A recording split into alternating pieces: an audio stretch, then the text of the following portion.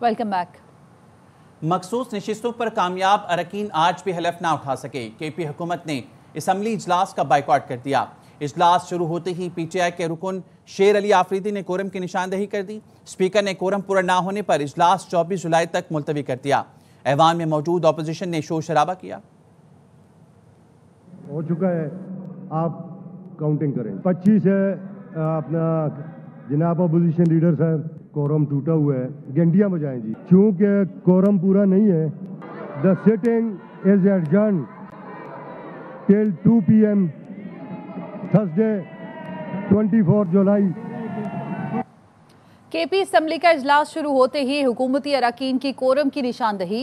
Opposition के रुकन अहमद करीम कुंडी का कहना था तिलावत के दौरान कोरम की निशानदही नहीं कर सकते, पहले भी ऐसी रिवायात रखी गई। खातून रुकन सोबिया ने कहा 1 साल से सूबे का मजाक बना के रखा है।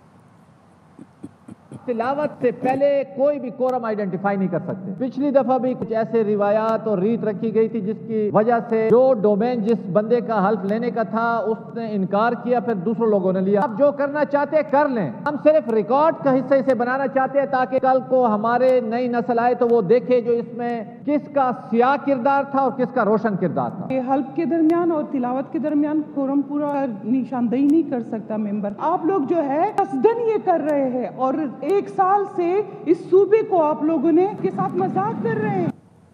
मखसूस नशिस्तों पर हलफ बर्दारी कोई नहीं रोक सकता। अगर अभी हलफ बर्दारी नहीं हुई तो बाद में हो जाएगी। कोरम पूरा करना हुकूमत की जिम्मेदारी है। सेनेट के इलेक्शन तयशुदा फार्मूले के तहत होंगे। Opposition leader Khyber Pakhtunkhwa assembly doctor Ibadullah कहते हैं सियासी नाबालिग 12 साल से केपी में बैठे हैं। गैर आईनी काम के लिए रात 12 बजे भी इजलास बुला लेते हैं। अपना काम पूरा करते हैं तो हमें अदालत जाने की जरूरत ना पड़ती।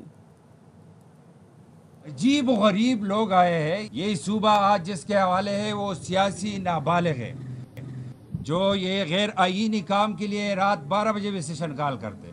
तबाही इसने और गवर्नेंस में और चीज़ों में की है, तो ये असम्बली के साथ भी वही खिलवाड़ कर रहे हैं। हम चाहते हैं कि पॉलिटिकल स्पेस जो थोड़ी बहुत बची है इसको अपने हाथों से आप किसी और के हवाले ना कर दो। इसको खुद भी पता है अगर अभी नहीं हुआ तो इंशाल्लाह शाम को या कल हो जाएगा इंशाल्लाह। ये कोई भी नहीं रोक सकता। Chief justice Peshawar high court से गुजारिश करता हूँ कि जो आईन ने उसको इख्तियार दी है उसको एक्सरसाइज करके कि आज ये मसला हल हो। हमारी मुज़ाकरात कैंडिडेट से नहीं हुई, हमारी मुज़ाकरात leader of the house plus उसके जो चेयरमैन है पार्टी के, उसके जो इंफॉर्मेशन सेक्रेटरी है, उसके जो जनरल सेक्रेटरी है उससे हुई है, और still we are on board. और उसी तरह ये एक्सरसाइज होगी। वैसे विदाउट इलेक्शन अगर होते तो अच्छा मैसेज चला जाता, लेकिन एक एक्सरसाइज होगी इधर इंशाल्लाह।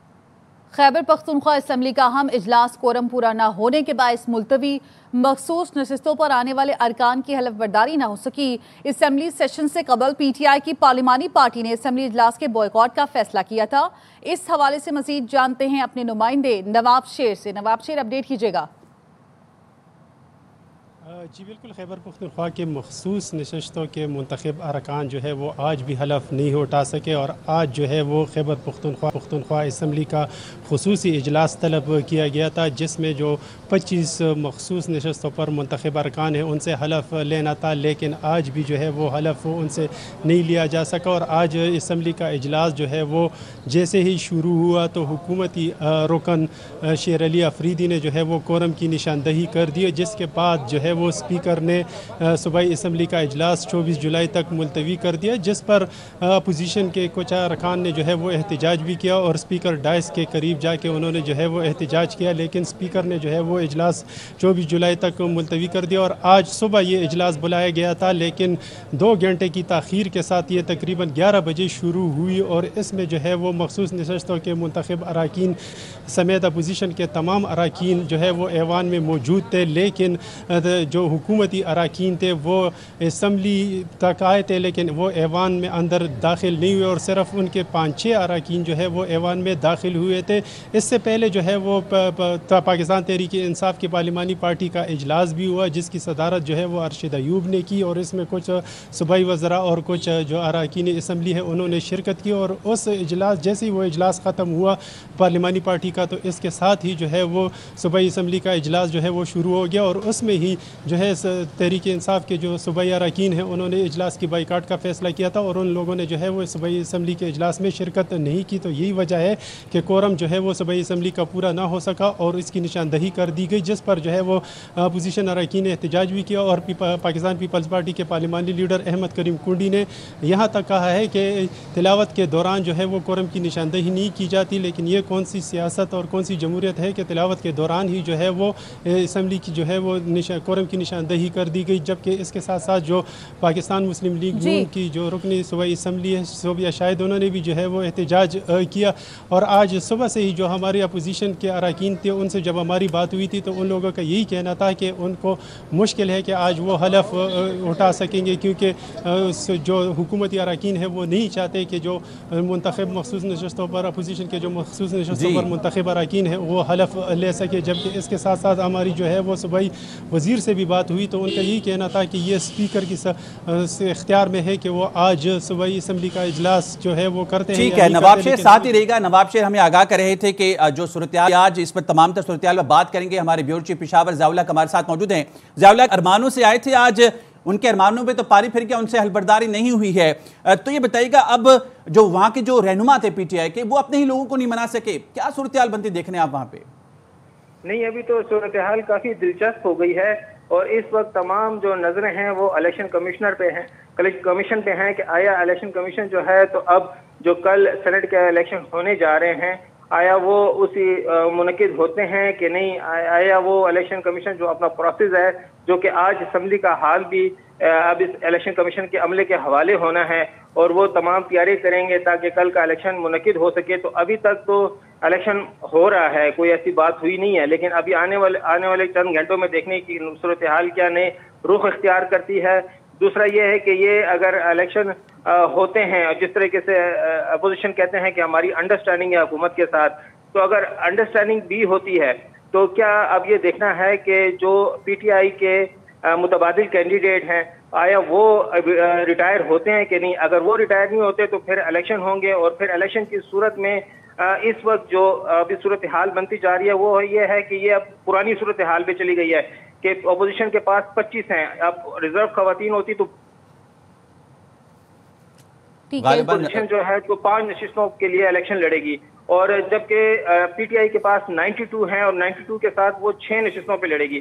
तो आया ये किस तरीके से मुमकिन होगा, अब ये सूरत हाल काफी दिलचस्प होती जा रही है। और दूसरा पीटीआई की तो ये स्ट्रेटेजी थी कि वो इस इलेक्शन इस रिजर्व सीटों का हलफ न होने दें। अब ये बताइएगा मौजूदा सूरत हाल के बाद जब हलफ बर्दारी नहीं हो सकी है तो अब क्या इलेक्शन हो पाएगा या नहीं हो पाएगा?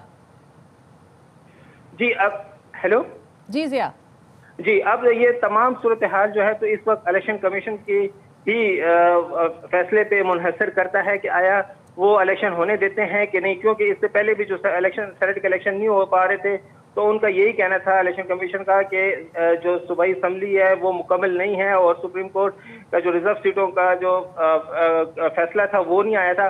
लेकिन अब फैसला आ गया। अब नई सूरत हाल ये हो गई है कि अली अमीन ने पेशावर हाई कोर्ट में एक रिट पिटीशन दाखिल की है और उसमें उन्होंने ये जो रिजर्व सीटें हैं इस फैसले को भी चैलेंज किया हुआ है और इसके लिए स्टे ऑर्डर भी मांगा हुआ है और उसकी भी जो हेयरिंग है वो कल है। तो इस हवाले से पीटीआई की जो स्ट्रेटेजी थी वो तो यही थी कि इसको जो और हलबर्दारी है इसको रोका जा सके। अब ये भी सूरत हाल काफी इंटरेस्टिंग है कि जिस तरीके से अपोजिशन लीडर कह रहे हैं कि हमारी अंडरस्टैंडिंग है, तो इसका मतलब ये कि फिर अपोजिशन को ये मालूम था कि पीटीआई जो है तो यही स्ट्रेटेजी अपनाएगी। तो सेनेट इलेक्शन तो कल है, तो इलेक्शन कमीशन की जानिब से कब तक आगाह किया जाएगा इससे मुतालिक? जी ये तो अभी चंद घंटों में ही सूरत हाल वाज़े हो जाएगी, क्योंकि अभी नई ये डेवलपमेंट हुई है, सामने आई है। क्योंकि इलेक्शन कमीशन ही उसने पेशावर हाई कोर्ट से भी रुजू किया था और सूबाई असम्बली के सेक्रेटरी से भी रुजू किया था कि आप इजलास बुलाएं और इजलास बुलाकर रिजर्व सीटों पे जो खवातीन नोटिफाई हो चुकी हैं, उनका जो है उनकी हलफ बर्दारी होनी चाहिए। ठीक है, तो ज़ियाउल हक साथ ही रहेगा, हमारे साथ इस वक्त मौजूद हैं साबिक secretary election commission Kanwar Dilshad साहब। कंवर साहब, स्पीकर ने केपी असम्बली का इजलास 24 जुलाई तक मुलतवी कर दिया है। मखसूस नशिस्तों पर कामयाब अरकान हलफ नहीं उठा सके, क्या अब कल सेनेट इलेक्शन हो पाएगा या नहीं होगा? नहीं, इलेक्शन कमीशन पाकिस्तान जो है अपना जो इंतखाबी शेड्यूल जारी किया था सेनेट के इलेक्शन के बारे में, वो विड्रा करेगा, मुअत्तल करेगा, और जब तक ख्वातीन की रिजर्व सीटों के बारे में हलफ नहीं हो जाता उस वक्त तक इलेक्शन कमीशन अब शेड्यूल जारी करने पर तैयार नहीं होगा। शेड्यूल से वो जारी करेगा जब ख्वातीन और माइनॉरिटी का बाकायदा हलफ हो जाए, तब इलेक्शन कमीशन पाकिस्तान आज सरेनो जो है वो इंतखाबी शेड्यूल जारी करेगा। फिलहाल जो 21 जुलाई का जो इजलास है वो नामुमकिन है और वो इलेक्शन कमीशन पाकिस्तान आज किसी टाइम इसको वापस ले लेगा। अच्छा, अरकान अपनी दरख्वास्त वापस ले लेंगे और प्रोसेस जो है जो आज नहीं हुआ मुकम्मल, तो वो अगर दोबारा नहीं होता तो फिर क्या सूरत हाल की, फिर दोबारा नई तारीख आएगी? नहीं, तारीख तो नहीं आएगी ना। अब जरा है कि 21 जुलाई को आज इजलास नहीं हुआ, हलफ नहीं हो सका, 25 अरकान हैं ख्वातीन भी और माइनॉरिटी का, उनका हलफ नहीं हो सका। जब हलफ नहीं हो सका तो हाउस मुकम्मल नहीं है, तो इस लिहाज से जब तक हाउस मुकम्मल नहीं हो जाता इलेक्शन कमीशन पाकिस्तान अपना शेड्यूल जारी नहीं करेगा। अच्छा, एक फार्मूला जो तय किया गया था कि 6 नशिस्तें हुकूमत और 5 नशिस्तें ऑपोजिशन ले लेगी, तो ये फार्मूला भी अब नहीं पॉसिबल होगा? ये तो उनकी अंदरूनी पार्टी के जो हैं वो उनकी अपनी पॉलिसी है, लेकिन असूली तौर पर हमने जो नजर रखी हुई थी, हमारा अपना टेक्निकल तौर पर हमने देखा है कि तहरीके इंसाफ की नशिस्तें जो हैं वो 6 नहीं बनती, 7 बनती है। कौमी सूबाई असम्बली में इनकी नशिस्तें हैं 92, और उस फार्मूले के तहत इनको 5 सीटें जो हैं वो जनरल सीट मिलती है और 2 सीटें जो हैं वो टेक्नोक्रेट्स और ख्वातीन की मिलती है। इनकी 7 सीटें बनती है। इन्होंने किस बना पर अपनी एक सीट जो है वो अपोजिशन के हवाले कर दी थी, ये भी इनकी एक खास हिकमत अमली है या कोई हार्ड स्टेडिंग हो गई है जिसकी बना पर पार्टी में इख्लाफात पैदा हो रहे हैं।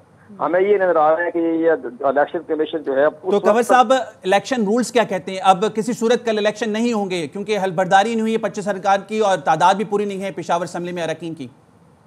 देखो जी, स्पीकर के पास बेपनाह इख्तियारात हैं। जब तक जब सूबाई असम्बली का इजलास नहीं हो जाता तो इलेक्शन कमीशन पाकिस्तान तो किसी किस्म की हदायत देने का मिजाज नहीं है। वो तो यही कहेगा कि हमें शेड्यूल जारी करते हैं, आपका इजलास नहीं हो रहा। अगर ये ख्वातीन की माइनॉरिटी की जो मसला ना होता, इनका हलफ का मसला ना होता, तो फिर इलेक्शन कमीशन पाकिस्तान ने एक्शन लेना था। ठीक है, बहुत शुक्रिया। हमारे साथ मौजूद secretary election commission Kanwar Dilshad साहब। अहम पेशरफ्त हुई है खैबर पख्तूनख्वा असम्बली का अहम तरीन इजलास कोरम की नज़र हो गया। इजलास शुरू होते ही कोरम की निशानदेही कर दी गई। स्पीकर केपी असम्बली ने कहा असम्बली में अरकान की तादाद 25 है, कोरम पूरा नहीं है, तो इसलिए इजलास मुलतवी कर दिया गया। वफाकी वज़ीर दाखिला मोहसिन नकवी का सेफ सिटी हेडक्वार्टर्स का दौरा, ऑनलाइन वीमेन पुलिस स्टेशन और वन इन्फो ऐप का इफ्तिताह किया। मोहसिन नकवी ने कहा app online women police station जदीद टेक्नोलॉजी के खास हैं। वन इन्फो ऐप से इमरजेंसी शिकायत दर्ज कराई जा सकेंगी। मोहसिन नकवी के ज़ेर सदारत इजलास में उन्होंने कहा कि सेफ सिटी प्रोजेक्ट ने जराइम की रोकथाम और फौरी रिस्पॉन्स में कलीदी किरदार अदा किया है। इस्लामाबाद को महफूज तरीन शहर बनाने के लिए सेफ सिटी को मॉडल मनसूबा बनाया जाएगा। मोहसिन नकवी ने सेफ सिटी इस्लामाबाद को दीगर सूबों के सेफ सिटी से मुंसलिक करने की हिदायत की।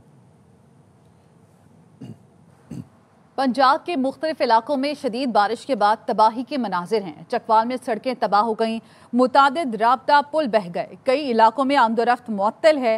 हाफसाबाद और रुझान के दही इलाके भी ताहाल ज़ेर आब हैं। पंजाब में मानसून का एक और धुआंधार स्पेल एंट्री देने को तैयार है। महकमा मौसमियात का कहना है आज से 25 जुलाई तक रावलपिंडी, अटक, चकवाल, झेलम और मंडी बहाउद्दीन में तेज़ हवाओं के साथ बारिश मुतवक्के है। लाहौर, बहावलपुर और मुल्तान में भी गरज चमक के साथ बारिश होगी।